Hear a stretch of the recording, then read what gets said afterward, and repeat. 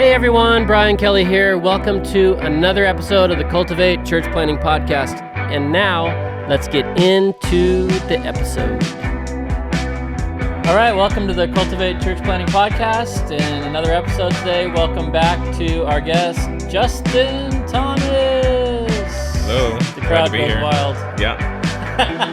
Get that all the time. Yeah, Justin is the president and dean and theologian extraordinaire of Calvary Chapel Bible College, which has fairly recently relocated to Florida, and that's where we are right now. We're at the campus, beautiful campus in sunny Sunshine State, Florida. So welcome, Justin.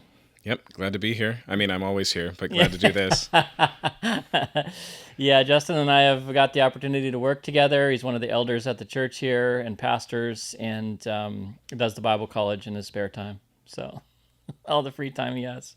Okay, we're going to talk about the importance of, or really a question that I had in my mind, and we didn't rehearse this or go through this before we started the show, so this is going to be a news to Justin.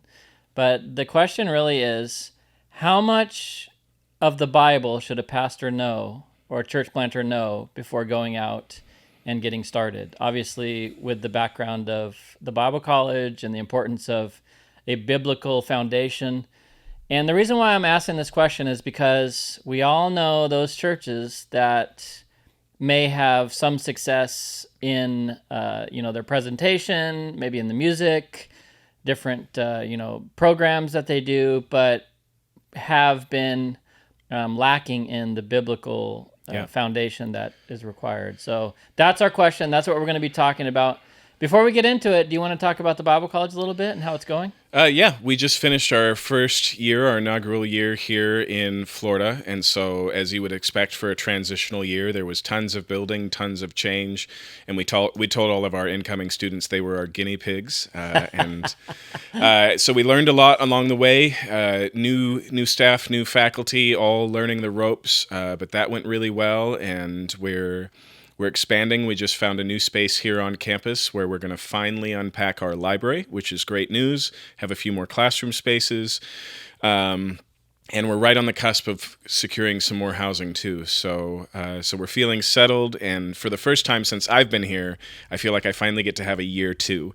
Every year we've had since I came on has been a year of change and transition and starting over, and so we're excited. We're excited to be able to say last year, and it actually has significance for this year. And you know what's even cooler, at least from my perspective, because we're obviously working here together, and I see the students and the progress, and is the fact that the students are coming back, and not only that, but more students are applying, and that you mentioned getting new housing. It's really a cool campus we have here. It's 10 acres. It's got the church building and several other buildings here. Beautiful property. There's even a little, if you remember, the Bible College in Marietta had a lake that if you walk around it 3 times with your boyfriend or girlfriend, you get married. We have a smaller version of that, so I don't know how many times. Yeah, you only get engaged at this one, but it's still pretty beautiful. And it has much more exotic wildlife. We had a river otter in there for a couple of months this year, which is pretty cool. Yeah. But yeah, the location seems to be a real win. I mean, we haven't had time or staffing to do a lot of marketing and outreach, but we've had 2 to 3 tours a month since we got here. People are excited to see what's going on, and it's been a great home. Yeah, and it's really cool. I mean, eventually we want to buy this property and build dormitories. There's plenty of space to build.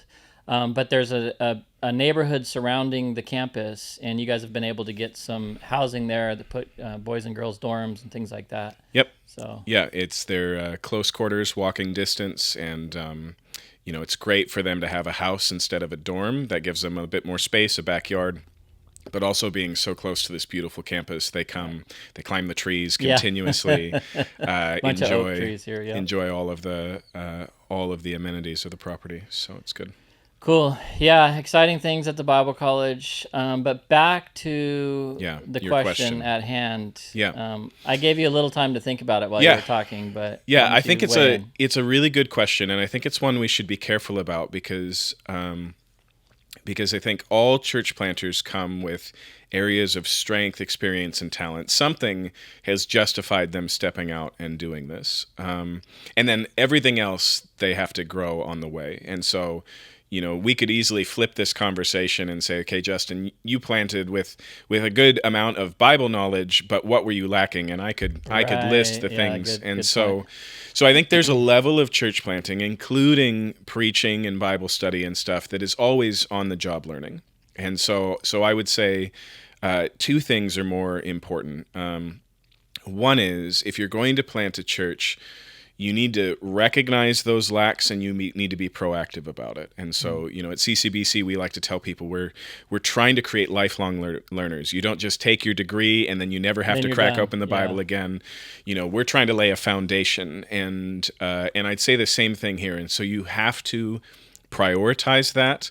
And it's not enough to just learn next Sunday's passage.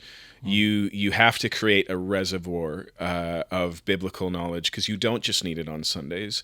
You need it in the counseling conversations. You need it as you're vetting discipleship tools. You need it as you're defending your tiny little church against crazy ideas from random stranger heretics that will wander in. And so you got to find a way to do that. And so, when I left Capitol Hill, where I was pastoring, Nick Taylor, who took over for me, had been in the church and a part of the church since we were a prayer meeting for 12 years by the time I left. But this was the area where he knew he was deficient. And so he went back to Western Seminary just to justify the time and commitment to really buff that out. And I know that he doesn't regret that at all. And so that's part one. And then part two is, you really have to have the skills required to do that learning. Having to learn how to learn and learn at the same time is hard. And so Think about that for a few minutes. Yeah. It's kind of like a window. You can look at the window and go, oh, the window's dirty, or you can look through it. You can't do both at the same time, And so if you recognize that you don't have good Bible study tools, you got to start with the basics. It's just like learning to read. Phonics comes first, And so I'd be really reluctant to just be like, okay, the Lord's called me to church planting. I'm planting on Tuesday, and just say, I'll figure that stuff out on the way. You got to have those learning skills of how to learn, even to some degree, the self-knowledge. Like, I'm a book guy.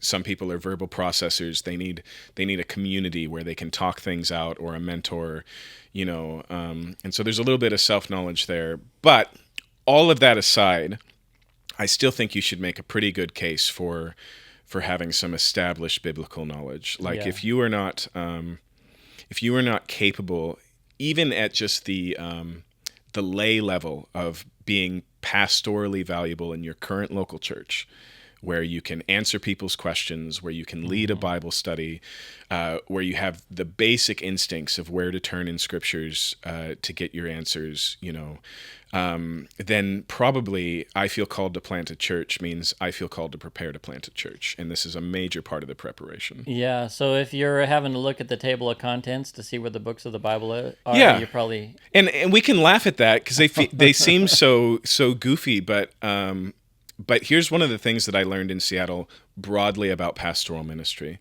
One of the greatest gifts you bring to your church is having a basic understanding of how things work. So take funerals, for example. Yeah. Most people experience those so rarely. They have no idea what's involved, what the order of service is. Same thing with weddings. You do a handful of them as a pastor, and you don't just execute. You can go, hey, don't worry about that. I've got this script. Here's how people usually do things. Right. You lay out the choices. It's that same thing with the Bible, It's not that you have to be the greatest theologian of all time by any means. And even in terms of Bible teachers, successful church planters and pastors come in all shapes and sizes in terms of quality Bible teaching. But people do have to trust you, And pastor is one of the last vocations left that isn't driven entirely by evidence of skill. If you get a job, you've got the proof for it, and somebody says, I want to come work for you because you've done successful businesses. Yeah.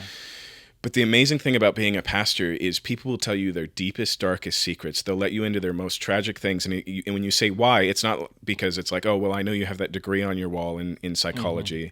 It's not because, well, I've seen you do this 1,000 times. It's simply, you're my pastor. Yeah. Right. It's very, I think it's the last, calling that is just given instead of earned in that sense. And so we should be really sensitive to that and recognize that there's this thing between our people expecting some things and also having surprisingly low expectations, in terms of credentials. Yeah, that's good. I think it was John Wesley that said, for someone to be a pastor, he has to know how to understand both Greek and Hebrew, and be able to turn to any book in the Bible at any time and preach a sermon on the text and understand the context of it. Yeah, and What do you I mean, think about that? you and I, are fluent in Greek and Hebrew. Yeah, exactly. We wouldn't say the same thing, but there is something biblical to what he's saying. Paul tells Timothy to be ready in season and out of season. And that's why I use the idea of a reservoir, because things happen, and sometimes the Spirit's like, you need to pause your study and you need to address this major issue. You don't want to do that from your personal feelings. Yeah. You're called to preach the word. So can you do it in these circumstances that happened on Saturday, now that it's Sunday morning? That's sometimes part of it. And conversationally and pastorally, that's always a part of it. Yeah. I mean, I experienced this as the Bible college guy. Even at West Church, people will come up and ask me random Bible questions because I'm the Bible college guy, and I don't think that's necessarily inappropriate, so I think that's real, but also I think we can recognize that we have resources available that John Wesley didn't have. Yeah, that's a good point.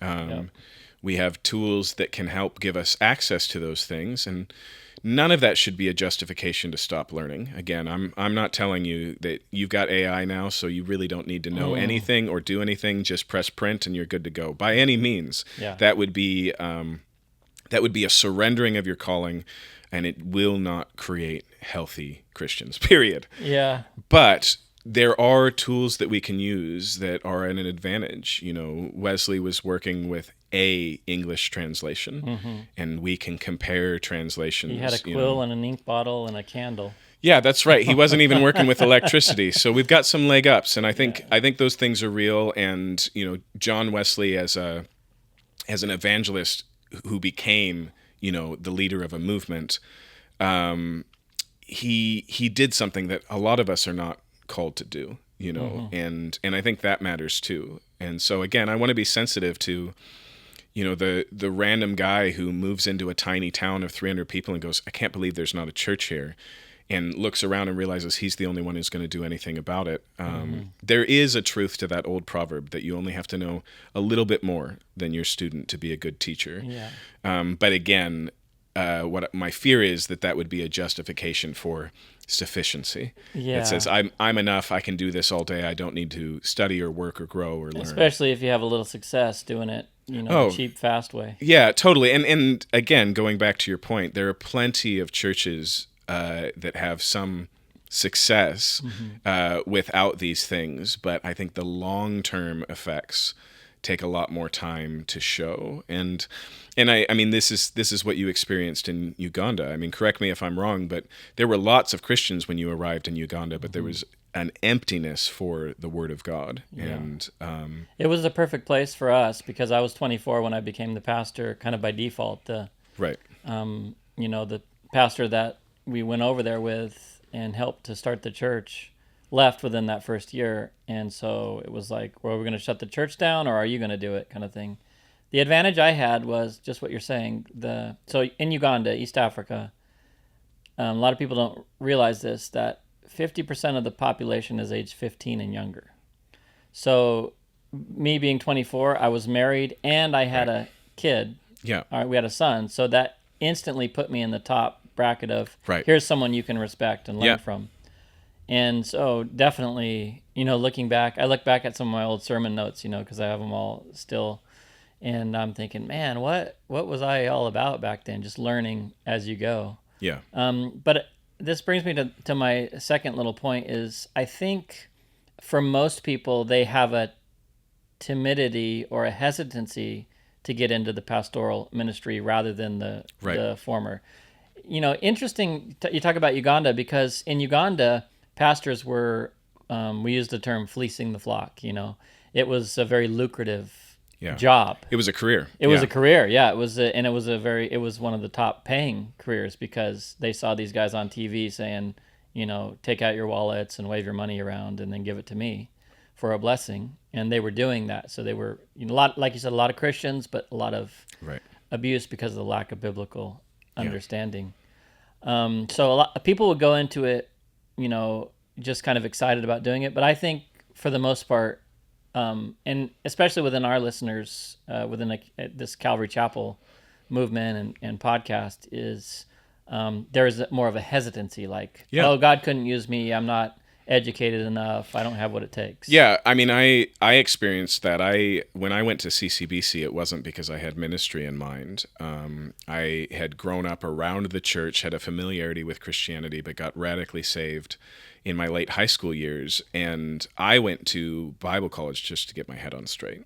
I was like, okay, there's this thing called a Christian worldview, and I'm supposed to be living it out, and I don't know what it is. And at the same time, I had these inklings of desires, and this is such a Calvary Chapel story, but as soon as the significance of expository preaching started bearing fruit in my life, I wanted to help other people experience that, you know. So I had those desires, but I was pretty sure I was disqualified from ministry long term. And some of that was ignorance. I didn't really understand grace and salvation in a way where I felt disqualified for who I was and didn't know I was a new creation in Christ. And then there were some real things that stood in the way of this that loomed large to me that really kept me from it. And so the way that I experienced calling, and I think this is consistent with many people, had a couple of different aspects. One was I had this unshakable desire. And it wasn't set on pastoral ministry, but in some way, I was going to benefit the world through the Word of God. I don't care if I was just going to set up a website with other people's teachings. This is the early 2000s, so there wasn't a lot of that, But some way I wanted to be a part of that and do that. So I had the longing. And then the second thing that I had was I had people speaking into my life, affirming things that I was afraid to affirm myself. And so it was actually in a Bible college classroom in Seattle where I had the first opportunity to teach a sermon. And that's an overstatement. It was a 5-minute teaching on Psalm 29. And how big is the group that you were talking to? 7 people, mostly my peers and my teacher at the time, Craig Finley. And so I finished. I didn't really think about it. Felt very natural. I'm okay in public. I'm a good public speaker, so I wasn't really worried about that. But my teacher, Craig, pulled me aside and he said, "So how long have you been teaching?" And I was like, "About 5 minutes. That's the first time I've done it." And he said, "I'm pretty sure you have the gift of teaching, and you need to discern if this is real." And I was a mix of emotions, fear and elation. And I remember like ditching my next class and just going back to my house and laying on my floor in the dark and just trying to process what all that meant. But the thing is, I had people speaking into my life that kind of countered some of that timidity, and what was more important to me, the arrogance that I was afraid of, that I'd known as a non-Christian, because everybody knew me in high school, and it wasn't because I was the jock or the rich kid or anything. It was because I was loud and I was clever. And good looking, right? Yeah, and good looking. I mean, I had just assumed that one was built in. If you're listening to the audio, you're missing out, folks. So I knew how to create a space for myself, and that's not what I wanted. I want the Lord to open doors. I wanted to be led by the Lord, and I only wanted what He had for me. And so all of those things, I think, are a significant thing. And so, we see this again in Timothy. Paul's very clear, Timothy, stop being so timid. Stop being so afraid. Remember the gift that you received with the laying on of hands. We've affirmed that this is your calling. And so I think there's a lot of support for that, and I think it's a much safer place to enter ministry from. Yeah, that's really a good point. So more than having a biblical education or getting to the standard of biblical level that you need to be, is calling. and that calling is confirmed through others that are involved in the process. Yeah, and this kind of gets me back to my first point, and I can do this in the language of Chuck Smith. God doesn't train or call the trained; He trains the called. And we've banged that drum so often in Calvary Chapel, and part of it is because I think we need it, because we have that hesitancy. But we do need to remember the other side. He does call first, and then He trains. Yes. And so again, trained. sometimes certain people in our movement have been against further growth or learning or formal training or these types of things. Cemetery. Yeah, so it's calling versus growing, and it's like, no, calling then growing. We just don't want to say you have to, be this tall to ride this ride. Heavens no, But if you're called, throw all of your heart, soul, mind, and strength into this, and that includes learning the ropes, growing in what you can, seeking to sharpen every tool in your tool belt, all of that. I've never understood somebody who's like, I'm good. I'm just going to, go through the motions and be content where I am. Again, I think one of the words that we could use that defines lifelong learner is disciple. Yeah, it's a good word.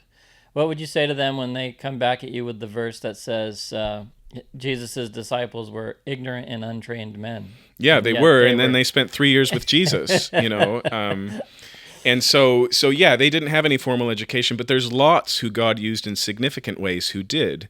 Paul and Moses and Daniel and his friends, they were all high-level trained, and because of that served in high-level circumstances. I wouldn't say capacity. I think it's hard to measure somebody's calling, but the context they were serving in, these things were justification for them. But like if you take Moses, that's not the only lesson he needs. He doesn't just need the royal education of Egypt to be the deliverer.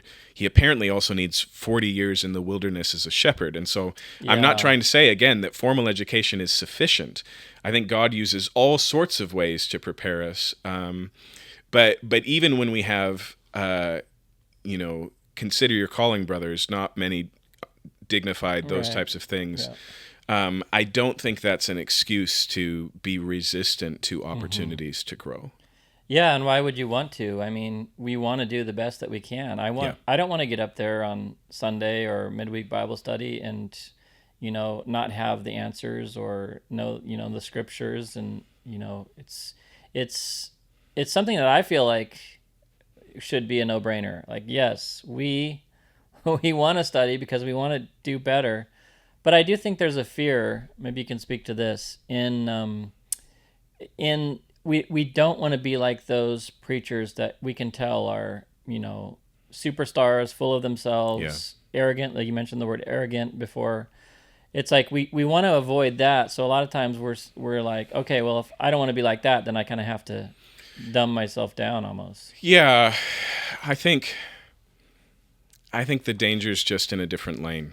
I think people are totally capable of boasting in their lack of education and flaunting, that this is raw talent that nobody else has given them and these types of things, And so attitudinally, humility is the only option. And if you don't have it, you have to find it. And that's true of everyone, regardless of their background, circumstances, or these types of things, and again, any tool, any growth, any maturity can become both a crutch and a badge that you wear that keeps you from real ministry, And so, if you make people call you doctor and you want to be seen as the smartest guy in the room, of course that's going to be a hindrance to ministry.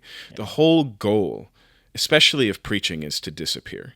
And that doesn't mean that you get rid of your personality or you just become generic pastor by any means. But we elevate the word, and the word is elevated. Yeah, right? We point to Christ, and Christ is seen. And, there's that old Buddhist saying of don't mistake the shining of the moon, or don't mistake the light of the moon for the moon itself. No, there we go. I got it. I'm confusing some ideas. Don't mistake the finger pointing at the moon for the moon itself. Okay. We have a pointing ministry. We point to the Word of God. What I want to see in a good preacher is an audience who looks like one of those water birds, up and down. Shaking their head. We're not a tell ministry; we're a show ministry. And so I think there are ways to do that that can be hindered by getting in the way of the light, of standing in front of the moon and telling people about the moon, and wanting to be known as the guy who knows the moon. Exactly. I get nervous if somebody says something like, wow, I never would have gotten that out of the text. I want to show them how to find it and find it every time after. I want to leave them better Bible readers instead of dependent sheep, Yeah, that's a good point. I never thought of it that way, but absolutely. So don't mistake, what did you say? Don't mistake the finger pointing to the moon for the moon itself. For the moon itself. Yeah. Okay, so would you say there's, just thinking practically, because we got guys I know that are listening that are like, I think I want to plant a church. Yeah.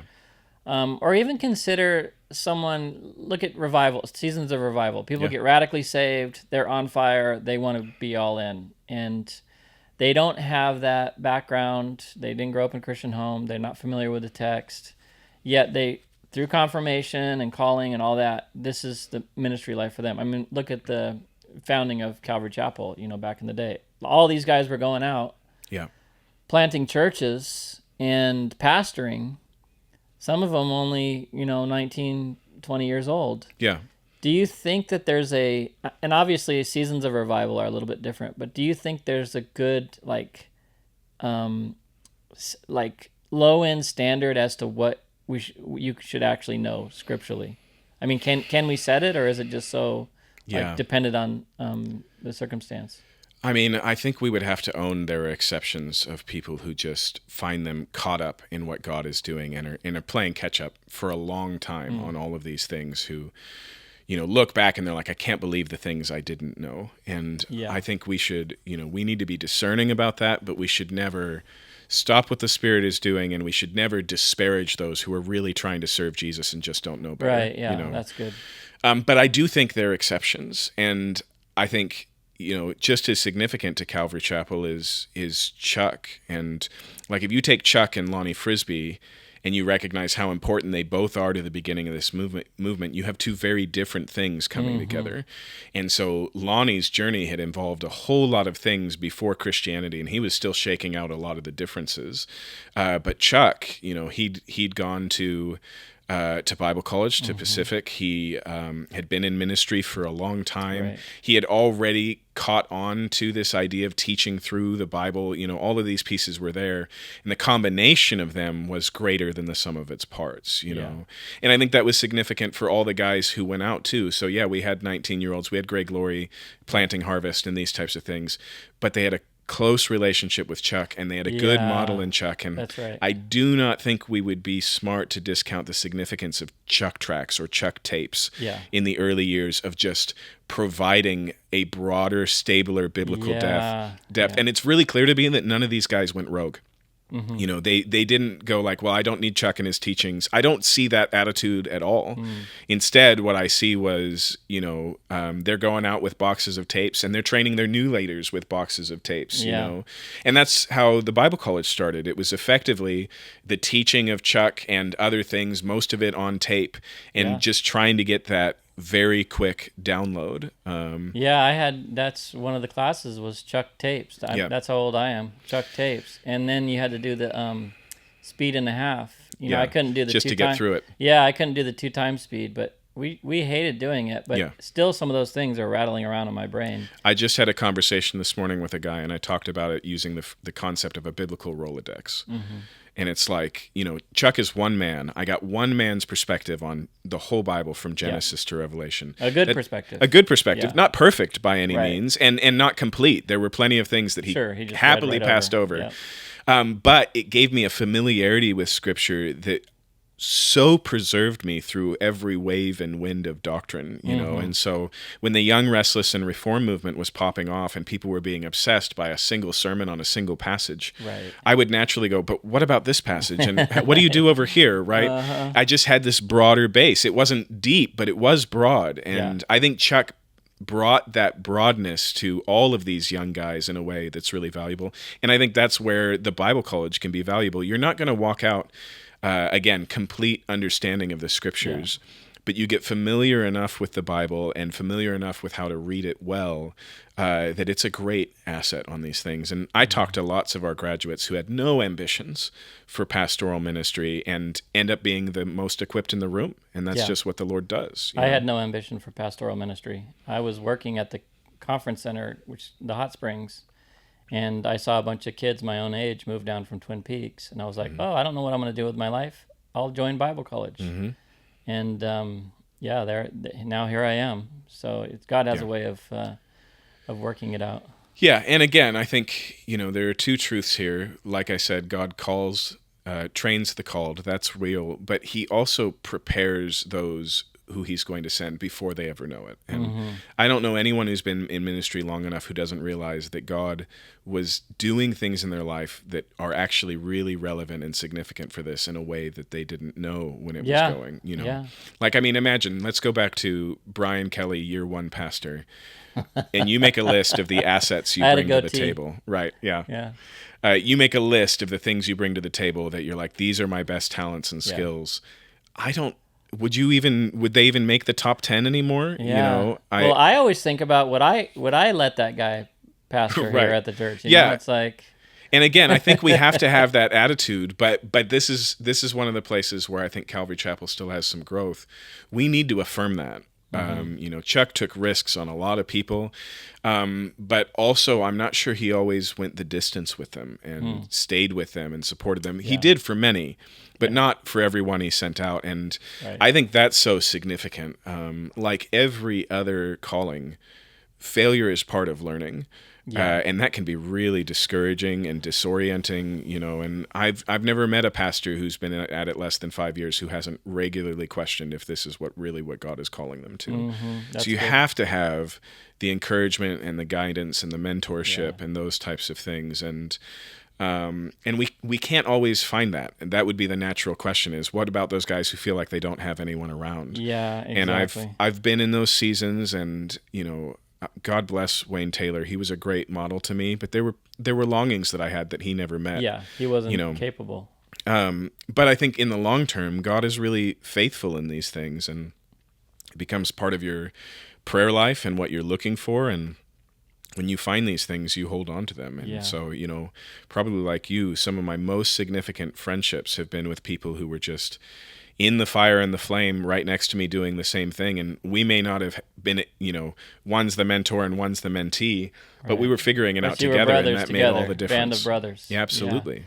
Yeah, and that's one of the reasons why we started Cultivate, just as an assist and equipping and encouragement group to come alongside church planters, because so often it's like, well, here's a check with a little money. We're going to bring you up on stage and pray for you. God bless you. We've taught all we can. Now go do it. But that's just the start of doing it. Right. That's not the whole thing. What I love about Cultivate, and have since the beginning, is in comparison to a lot of the church planting networks that I've seen, it's by design relational. And so it recognizes that assessments can't be left up to tests, that you actually have to bring in real people who know them. Yeah. And my fear is for some of these other church planting networks who have done really good work is like, when it all goes sideways, who do you call? Yeah. Right? Do you actually have the relationship to know who to call, and do you have the front desk trust? Yeah, totally. Do you have the trust to be honest with them, knowing that your paycheck's on the line, or these types of things?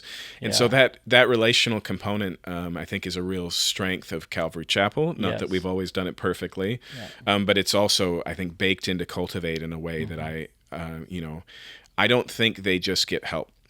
I think they get friends, and I think those friends last for life, and most of our callings are lifelong, so that's probably a good thing. Those are the people that you go to when you're in a time of crisis, and when you have a question you can't answer, and when someone's coming to you with even things like you already talked about, doing a funeral or a wedding. You'd be surprised how many of these young guys have never. I mean, we were all there, but it's like I never got a manual on how to do it. I just asked a pastor that I was close with, and they kind of came alongside and said, this is how you do it. And that's the relational aspect. Absolutely. And, some of that is found downstream in where you come from. Some of it is found, like I said, when you're out in the field. And so when I was in Capitol Hill, there was about 11 other churches in the neighborhood from different denominations and things, all which we would call evangelical and Orthodox.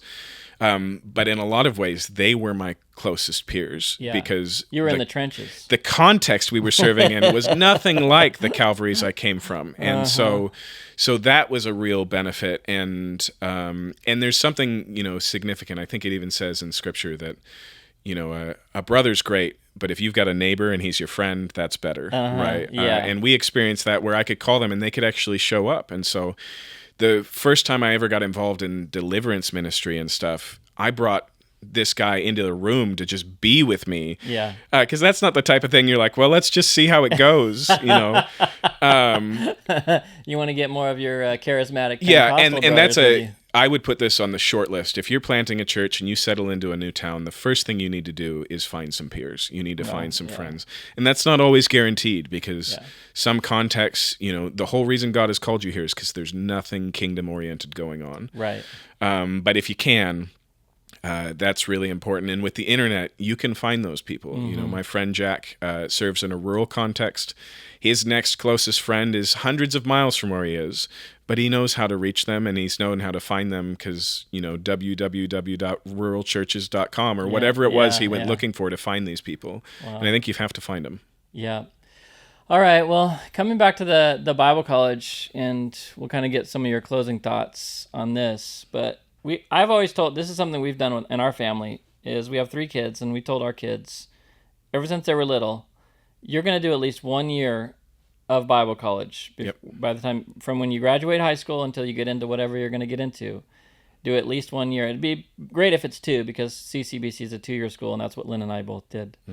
But what would be your encouraging call to those out there who are wondering, do I really need to have this biblical I know the Bible pretty well. I grew up in church. I want to plant a church. What's your appeal to them to get in? I mean, obviously we love CCBC, but at least some form of like 1 year or 2 year biblical training course. Yeah, I mean, our mission statement at the Bible College is that we prepare students for Spirit-filled life and ministry through the study of Scripture and Christ-centered community. And so, the words that I think are worth highlighting is that preparation one.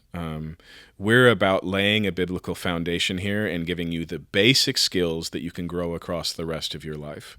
And we believe that that's good for vocational ministry, for people who are going to plant churches and the like. And we've seen a tremendous success in that. I wish we were better at keeping records so we could compare with other institutions, but it's amazing what God has done to raise up and send out pastors, church planters, missionaries, that are still doing it. That's a surprising thing to me. I meet people all the time. I do too. I've seen people come up to me in German airports because I had a CCBC sweatshirt and tell me their CCBC story. So the reach has been incredible.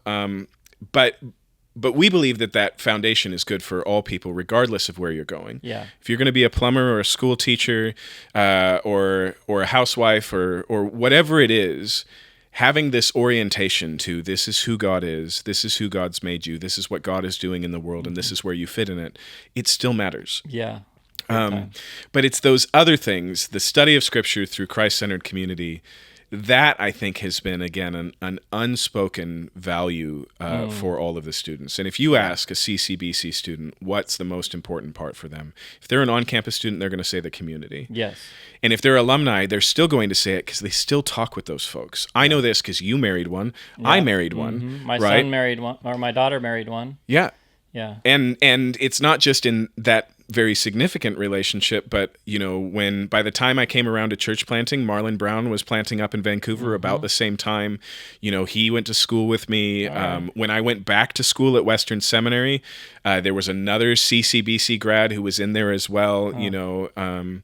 And so there's this foundational community as well. And then the last thing that I would suggest, and I don't think we're back to this yet, but CCBC in its legacy has been greater than a single campus. It's been all these schools all over the place. And there was a time where it functioned like a circulatory system of God's leading. And what I mean is that people would pop off to do a year in York, and then they'd hear a lecture from a Ukrainian missionary, and then they'd have an invitation for a summer internship, and they're still there. Yeah. Like, how'd they get there?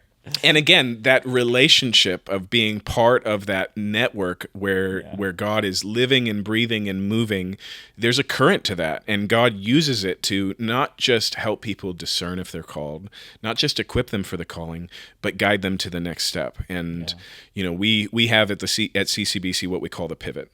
People come to CCBC for all sorts of reasons, but they will trace the rest of the trajectory of their life back to their years at CCBC. Mm-hmm. That's my story. I think significantly it's yours. It's something that God does here. And so the last thing I'll say is, we've grown in online education in the last 20 years. Right now, our online students are not 18 and 19-year-olds fresh out of high school. Mm-hmm. They're people who are further on in life and realizing that this is what they need. Right. They need this biblical training. And it's been so encouraging to hear their stories. Men serving in prison ministries, women who realize, I've never made my faith my own. And now they're raising kids and going, I want to be equipped to teach my kids the faith. And even some who are very late in the last chapters of their life, in their 60s and 70s, and then God is opening up doors for them, and so I wouldn't be here if I didn't believe in the mission and the capability of CCBC. But you said earlier there are other ways to do this. There are other schools doing this. But I think you want more if you can. You want more than just a book. Yeah. You want a learning community. You need more than just the knowledge. Yeah, you need a learning community so that you can grow together, so that you can encourage one another. Those one another's in the New Testament, you can't escape them. There is no discipleship without the one another's. Well, when I was at CCBC, the late nights at Denny's, trying to get the paper done and this fellowship, talking about stuff and what we're going through and what we're studying, and it's really significant. People they underestimate that aspect of it. Yeah, and we're working really hard to try and cultivate that online. But the truth is, most of our online students have a community like this. It's their home church. Yeah. And we're just trying to find a way to infuse that already existing community with the things we do well. But you need the study of Scripture and Christ-centered community. You need them both. Awesome. Well, Justin, interesting conversation, and thanks for coming. Yep. And, thanks for being here. Very glad to be here. Our partnership with West Church has been perfect. It's been awesome. So thanks for the episode, and I'm sure we'll do a few more. So great. Thanks, Justin.